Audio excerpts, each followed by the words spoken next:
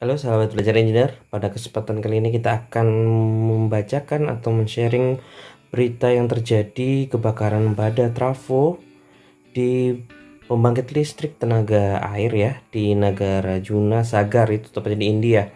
Ini kejadiannya baru saja terjadi pada 4 Januari ini sekitar pagi hari. Jadi dilaporkan telah terjadi kebakaran pada pembangkit listrik yang disebabkan dari transformator ya yang berada di hydropower plant seperti yang kita lihat di berita ini. Jadi dilaporkan tidak ada korban pada kejadian tersebut.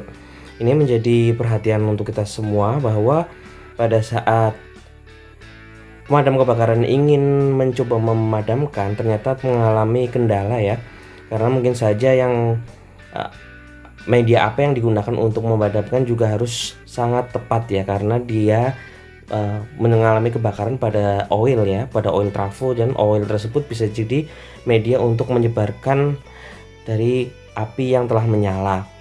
Sehingga pada kesempatan kali ini kita harus mengetahui apa aja media yang cocok untuk oil tersebut ya. Makanya kalau di trafo itu terdapat fire prevention ya. Salah satunya itu dengan cara drain atau menyerap semua minyak yang berada di dalam trafo. Selanjutnya trafo tersebut akan ditiupkan nitrogen supaya tidak ada oksigen di dalam trafo dan tidak terjadi proses pembakaran lebih lanjut yang terjadi pada trafo tersebut.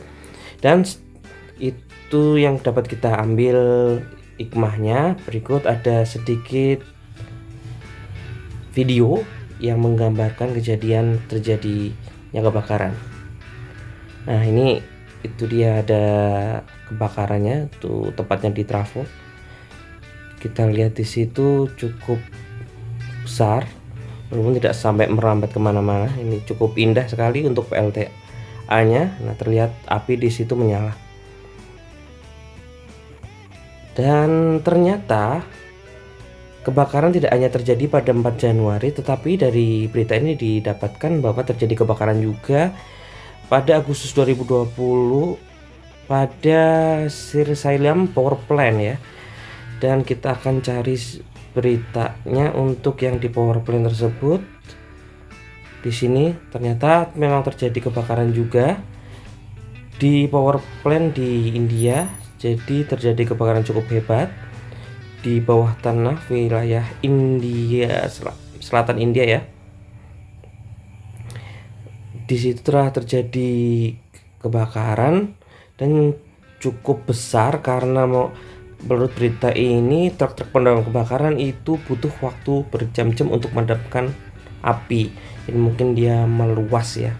Jadi untuk perhatian kita semua bahwa fire prevention atau pemadam api itu sangat diperlukan pada instalasi tegangan listrik, baik berupa APAR maupun pemadam api lainnya, supaya apabila terjadi hal yang tidak kita inginkan dapat segera ditangani untuk api yang menyala tersebut, dan harus tepat dalam memilih media pemadam busur api yang yang ada.